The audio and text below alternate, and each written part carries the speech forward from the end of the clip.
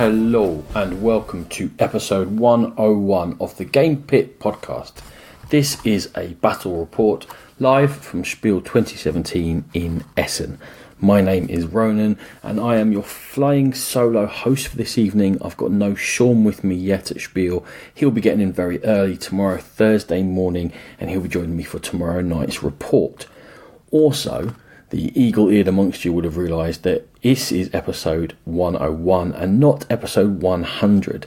Our episode 100, which, as you probably know, is not actually our 100th episode, but it happens the number to fall during Spiel when we're going to be doing loads of reports and stuff and we're super busy, but Sean didn't want it to go unremarked, so he's saved that number. He's got a big plan. I don't know exactly what he's going to do, but at some point we'll have a random episode 100 come out. I don't know, it's all down to him. Maybe I'll ask him about it tomorrow night. Anyway, we made it to Essen. Myself and Eleanor rocked up, but we rocked up quite late. We missed our train this morning due to a few delays on the tube, and we ended up rocking up 3 hours later than intended. Missed a bunch of appointments and meetings with people. Ran into the hall with practically with our suitcases, but practically with my underpants flying out them as I was trying to arrange everything and get games into bags and see people and join in with the excitement and the triumphs and the tragedies and the last minute disasters and the fun of games, of opening the first ever production copies of games to realise there's major components missing, and people phoning up manufacturers and saying, where are they? Oh yeah, we're shipping them separate, they'll be there tomorrow morning. How are we going to get them all in boxes? And people doing woodwork to put together stalls still. We had about half an hour left till the hall closed, ready for tomorrow morning. Anyway, it's crazy. There's loads and loads of energy in the halls. There are more hall space being used than certainly I've ever seen before, and there really was a cool, happy buzz going on the Wednesday, on what's called the press day, but really it's kind of a day for all insiders to get to know each other. Not that I'd call us insiders, it's much more you see people who know each other chatting, and designers and publishers and all the rest of it, and we're kind of there observing a little bit, and it's really nice to chat to people in slightly less hurried and less busy surrounds. Anyway, you don't really want me to go on for ages about the people I chatted to. What you want to hear about is the games we've played. Now, it's just myself and Eleanor, so I have got 5 games we've played that are either 2-player exclusively, or we've only played them 2-player, and we played them on the way across or while we've been here this evening. So I'll just go through them quickly. These are all first impressions. Lots more to come from us, but let's just kick off with these. The first one is just a little game that's currently on Kickstarter until 15th of November. It's called Fightlings by Thoughtfish. They sent me over sort of a print and play prototype. I've done a pit stop for it on YouTube, so you can have a look at that if you want to know how it plays a bit more clearly. But anyway, we gave this a play and we had quite a lot of fun with it, actually. In fact, I liked all of these games. So if you're looking for one of my rants about terrible games, it's not going to come in this episode. But if I do see anything terrible, I will let you know. For Fightlings, you create a grid of 35 cards. Each player has got a deck of 17 cards, and one wild card goes in there, and you lay them out 5 by 7. And on a player's turn, they're going to flip 3 of the cards over. And there's kind of a memory thing going on there, like that game you used to play as a kid or with your kids, because you're trying to reveal pairs of the same card. And when you reveal pairs of the same card, there'll be some sort of creature that will come into play for you, and they go into really what's like a Magic the Gathering combat system, whereby you can use your creatures to attack each other or block. If you don't block, you get hit for hit points. If your personal hit points ever get reduced to 0, you've lost the game. You can reveal other players' pairs, and that will score you victory points, but it will make their creature able to them, so they'll get stronger that way. All different creatures have all different effects. You have a deck of 17, but in the base game there's 48 cards to choose from, so you're going to create your own deck out of there. There's other things like souls that don't need to be a pair, just have instant effects. Now, I'm going to be honest with you, they were really lovely people, and they sent us a really lovely email. Because they're so polite and enthusiastic, I was like, oh yeah, sure, we'll have a look at the game for you, no worries. But the whole Flip 3 match 2, I wasn't too excited by originally. Turns out, more fun than I thought, and more thought had to go into it. That thing of, shall I reveal your pair to get victory points, but then you're more likely to hit me and I'll start losing health points, and which way round is that going to go? Genuine kind of decisions to be made in there. And in combat as well, there was a bit of the feel of Magic the Gathering. You know, when you first start playing Magic, I'm sure lots of you have, you can't always fire in on the attack, and you don't really hold back, and you don't strategically block, and you don't wait for the right time, and sometimes you realise you wasted creatures because they've gone to attack when they shouldn't have done. There's a bit of that going on. Now, don't get me wrong, these are small decks. It's not huge, it's a 15-minute game, but a bit. More than, sorry Thoughtfish, more than my low expectations took me to believe. There was slight worries with me in the first game we played that if you got a fast start, would you just sort of rampage through to victory? But actually, when you get a first start, it's down to the other person to hang in. They're then not going to let you reveal your creatures because they're probably going to be low on hit points, and they're trying to make the game eke out, knowing that the more pairs that will come out later on will suit them, and the creatures you have in play at the end will add to the victory points you've been able to gather during the game. And that will be your total, so they'll end up more likely to win on victory points. There's a nice balance there of which way it works. So anyway, it's Fightlings, it's from Thoughtfish, it's on Kickstarter till 15th of November. I've had 3 or 4 plays of it now, and they've all been fun, and it was a bit of a surprise for me, so maybe go check that out. Now, while that's kind of from a small company coming out, a much bigger company has released a 2-player game, and it just came out of the weekend. It's Warhammer Underworld's Shadespire from Games Workshop. It's an arena combat minis game played out on a fairly small board of hexes. In the base game, it's Stormcast Eternals versus Bloodbound, and the Stormcast Eternals are sort of these dudes that when they die they get reborn via lightning bolts, and they get shot down but they become less and less human. I only got this out of the book, I read out any of the lore. And the Bloodbound are the cultists for the blood god Khorne, and they've all been stuck in this city of Shadespire. The people who built Shadespire worked out how to have eternal souls or capture souls in glass or something, and the god of death became offended, so he kind of sucked the whole lot down, sort of this nether in-between world. There's a cool thing going on. There's a lot of theme in there. There's like page 10 before you get to rules in the rule book, and the rules are quite simple, but there's loads of theme. They are trying to draw you in. What you're trying to do anyway in it is you play over 3 rounds. You get 4 activations per round each, which are actions you can do pretty much, and you're trying to achieve glory points via kills and also via objectives. So when you're moving your dudes around for their actions, you can move, you can charge, which is a move and attack, but it takes them out of action for the rest of the round. You can just do an attack, and there's individual stats for each character. There's 5 Bloodbound and 3 Stormcast Eternals in the box, and they work slightly different. Like the Bloodbound have got worse defense, Stormcast Eternals probably do better at standing still, whereas Bloodbound power up by really charging in and causing combat, and there being lots of death. And you have power cards and individual objective cards, and they come in decks, and you can kind of deck build a bit. There's obviously a recommended start set, and a lot of theme comes from there. And for example, the Bloodbound are going to score points for just lots of people dying or charging in all the time, things like that, whereas the Stormcast Eternals are more likely to score points for being defensive and standing still and being a bulwark and all that. Again, stop banging on about it, but there's a pit stop on YouTube if you want to get maybe a better idea, or an idea anyway, of how it plays. Now, how do I feel about it? In fighting, one of the things that put me off is that it doesn't matter how many hits or misses you get, there's crits on each dice, critical hits, and it's 1 in 6 on each dice, and it's just the critical hits who's rolled the most which determines whether attack or defense is successful, and they're really important, and they're a 1 in 6 roll. So because you're not actually rolling dice that often in the game, you only get 12 actions, that felt a little bit not as balanced for me, I guess, coming from a Euro set up. But things that were good, I love that you've got thematic objectives. It really makes you focus and play differently. You can feel a bit lost in the first 1 or 2 games when you start off going, well, I don't know what to do. If I move, it seems like I'm going to bring myself into range, and you're just going to attack me. I don't know. But the objectives sort of drive, certainly the Bloodbound at least, to get the action going. And then it's up to the Stormcast Eternals to sort of react. So there's 2 different play styles in there. And again, from quite a simple combat rule set, it's those decks that drive that through. So the game in itself mechanically felt light, but deep at the same time, because once you got to learn what sort of objectives that your faction had, you realised that was really adjusting what your playstyle should be.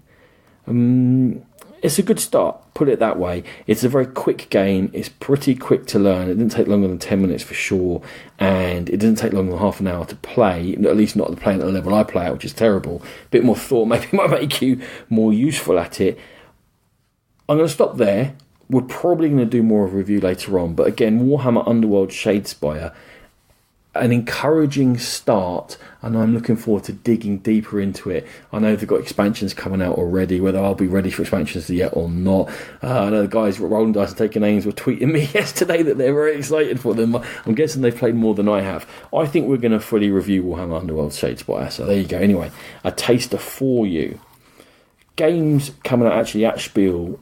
I've got 3 of those coming up quickly now. First one is Iron Curtain from Ultra Pro and Jolly Roger, designed by Asker Harding Granerwood and Daniel Skjold Pedersen. It's in their Cold War series of games. They've done 13 days and 13 minutes now. Iron Curtain might be the quickest off the lot. It's a deck of 18 cards. Each of the cards are representative of one of the 2 powers, either the Soviets or America, and they all represent a sort of a country or a region within a continent of the world. And whichever power owns the card, whenever the card's played, they can activate the action on there. But the person who played it is going to be able to, if it's their card, activate the action or take cubes to put onto the board for some area majority. Or if it's the other person will get to do the action, and then you get to put cubes in play, trying to do area majority, and the cards actually build up the board itself, and they have to go adjacent to countries from the same region as them, and different regions have different numbers of cards. So like Europe has got 6, it's huge, but South America's only got a couple, and when all the cards of a region are down, it's going to score for the majority of cubes that are in there, and you'll score points for every card you control, and then if you have the majority of cards controlled in a region, you're going to score a bonus for that. And there's an ideology points tracker, and the cube moves backwards and forwards as you score. And if you ever score 8 points more than your opponent, shift it all over to your flag, it's an instant win. 2 cards are taken out in the first round, so not all regions are going to score, but at the end they will all score, and they'll score in a specific order, starting with Europe, which is the biggest, and scores the biggest amount of points. And there are some interesting things in this, in what is actually a really quick game. So while I'm talking about this, don't think too heavy. They're just little things that tickle your mind while you're playing it for 10 minutes. Like, cubes must be placed adjacent to cubes you've already got on the board, and the regions must be placed adjacent. So there's a little bit more spatial thought to it than when you first play. And there is infiltrate powers in there that will let you put cubes in where you can't normally. But in general, if you can manipulate that space and start building up a little stronghold for yourself, that's a nice way of going about things. There's a control aspect whereby if you ever get 2 cubes ahead of your opponent, they can't come in, and there's a decision there to make whether you fortify up your own areas and take them under control to make it hard for the other person to attack you, or you spread yourself thin because of the regional bonus scoring. And with the amount of cubes that are going to go into a play, as opposed to the number of cards that will be in play, there will almost certainly be empty cards around the place. So it's quite tempting sometimes to just dot your cubes around, but as naturally as you'll know, in any area majority game, that's going to make you vulnerable to attack.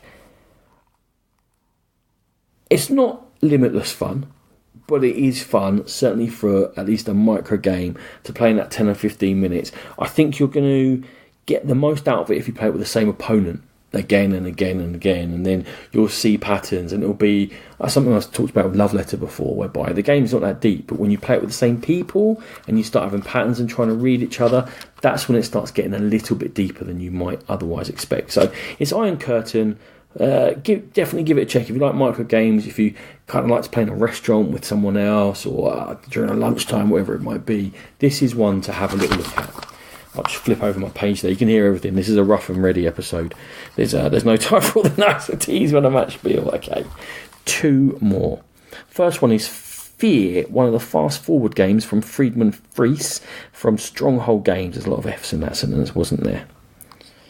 The idea of these fast-forward games is they're a small game, which is basically a pack of cards, and you don't read anything at all. You just get the pack of cards out, you open them up, you flip over the first card, and it will tell you what to do. And it's going to be hard for me to chat about the game because that sense of the unknown, certainly for us in our playing it this evening, was the big drawing in aspect of it. But I'll give you some sort of an idea. The theme is something to do with ghosts, or the nominal theme is. And you turn that card and you start playing, and you're going to be drawing cards with numbers on them, and those numbers are either going to be in your hand or on the table. And the values of them, especially on the table, are going to be quite important. But the way that value is important is going to change, because as you go through the deck, new rules cards are unveiled, which will change the way you play the game, what you're trying to do, how you'll manipulate the cards that are in play. And the deeper you get through the deck, the more new rules come out, or special rules, which will affect every game you play. So the idea is you'll play a dozen or more games until you've gone all the way through the deck and revealed all the rules that are in there. Now, I think it looks like we're going to play 6 or more games before we get there, because we didn't get in through there very quickly, because we were losing quite a lot to each other. Now, we were only playing 2-player, and it goes up to 5-player, so whether that affected that a bit or not, I don't know. And some of the cards you play have got special powers, and it's all driven by that deck. And I know I'm kind of banging on about that a little bit, but it's every game changes, so you're going to have to play through the deck yourself to get a feel for it. Now, it's got sort of a feel for Fabled Fruit, but for me, this was much more exciting. Even though there wasn't even as much of a stab at theme as there was in Fabled Fruit, I still felt I was diving into the unknown. And, when Eleanor was looking at me and going, what do we do next, Dad? Or what we're going to do, how do we win? And she's laughing and I'm laughing. And then we're sort of both nervously giggling every time we draw a card and read it, going, what's going to happen? What's going on here? That really worked as a fun experience. And it was really appealing, rather than the sort of slower build-up where you'd have to play a 45-minute game of Fabled Fruit just to get the next card out. Or there's a sense of discovery in every card in your first, certainly, 4 games of Fear. And we played 4 games in a row, and Eleanor asked for 4 games in a row, because we were having loads of fun exploring and discovering this game. And the way it went is that when a game end condition happens, most of the cards that have been in play get shuffled up and put back on top of the deck. So you're not going to unveil those cards deeper down the deck until you've managed some way of getting through.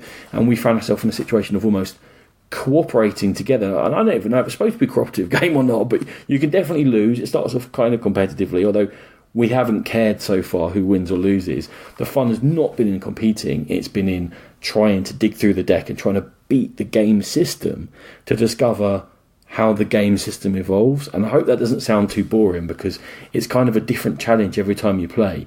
And the way we've been playing, because we kind of dove down through the cards and then we haven't got that deep again after our first play, we have an idea what cards are in play, and we're trying to work out between us how we're going to continue and move forward, because we want to see more. So it's a great first impression from Fear, from Freedom Freeze and Stronghold games, and we've got 2 more of these fast forward games, Fortress and Flee, and I hope they're as much fun to play as this first one is. So really big positive 2 thumbs up from there.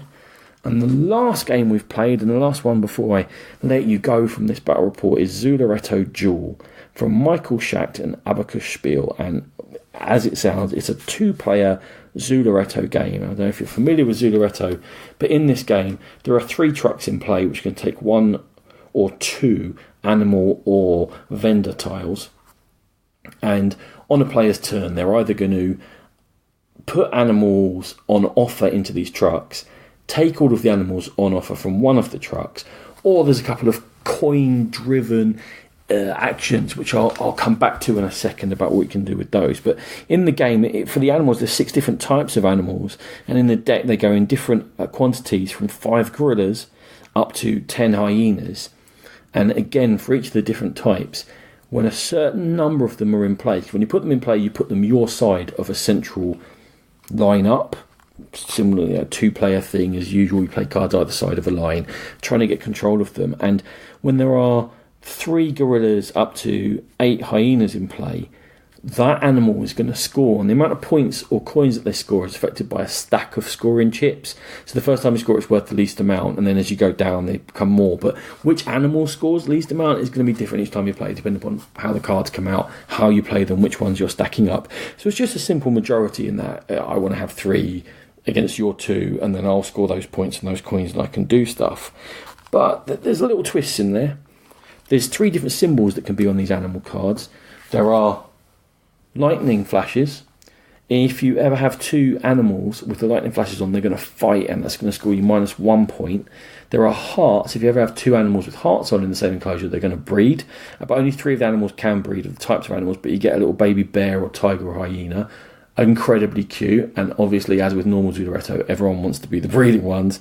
And then there's another one with the squares on. If you ever have two animals the same with squares in an enclosure, you get to dig through the discard pile and take any card you like out of there and put it into play. And that can, as Eleanor showed in the first game, cause triggers where you dig out another square card, and make ridiculous combinations and make your father very upset. And she's very quietly giggling behind me here, so I won anyway, so we can all be happy in that knowledge. Now that's great if you get two of the symbols of the same, but if you get a third symbol of that same, you're going to lose a point out of that. So the vending kind of do something similar, but if you get two of the same symbol from them, they're going to earn you a point. But they also come in 4 different colours as well as those 3 symbols, and if anyone ever gets 4 colours in there, then they're going to score for a majority as well. Just a slight twist, something slightly different. I said there are coin actions. With coin actions, you can either, for 2 coins, discard all the minus points that you've gathered for having too many symbols of animals, as I said, in your enclosures, or you can steal an animal from the other player and bring it into play on your side, which can cause a bit of ding-dong, especially if anyone tries to steal my breeding bear, because they're bears and they're mine, and don't touch them. At the end of the game, you're going to go along and score all animals, but for fewer points than you'd score during the game. It's just 1 point for having the majority of each, whereby the least amount you can score for majority during the game is 2, and it goes up to 4 from memory. It could be 5, probably 4. Anyway, you're going to end the game by either going through the deck almost all the way, or going through all the scoring tokens almost all the way. If you said to me, what does a 2-player game of Zudoretto look like, Zudoretto Duel, I think I would have come up with something quite similar to this. So when I was first getting out and reading the rules, I was like, this sounds a bit obvious. I'm not saying it's not going to be fun, but I'm not sure what's different in there. But actually, there's a surprising little twist going on there, especially with the symbols. We've been able to stitch each other up because someone's taken too many fighty animals with those lightning flashes on, and suddenly every lightning flash that comes out is a threat to them, because they're going to lose points, and then maybe more points if you can force more onto them. And there's a nice little tickle of, someone's got their 2 squares, great, they're able to dig in this card pile and get a card out, but now every time there's a square of that animal, and there's not loads of them, but every time it puts them off and they don't want to take it because it's -1 point, and the scoring should be quite tight between the two of you. Eleanor, who I played it with, as mentioned, absolutely loves Zudoretto, so I think we were onto a winner with 2-player Zudoretto from her, and that may well affect my first impression, but I don't mind, because it made a good first impression on me, and I enjoyed it. I don't know, again, that I'm going to be playing it 50 times, but for not that gentle, but a nice, relaxing, familiar 2-player game, Abacus Spiel could definitely have done worse than Zudoretto Duel. I'm selling it a bit short there. It's a good 2-player game. It's certainly worth checking out, especially if you like Zudoretto. So there you go. 5 quick impressions of 5, I'm sorry, but mostly 2-player games, because that's what we've been doing all day. Hope you enjoyed it. We're going to be back tomorrow with more impressions and a battle report from Spiel 2017. Thank you very much. As ever, the Gamepit Podcast is a member of the Dice Tower Network. Head to dicetower.com for loads of gaming goodness.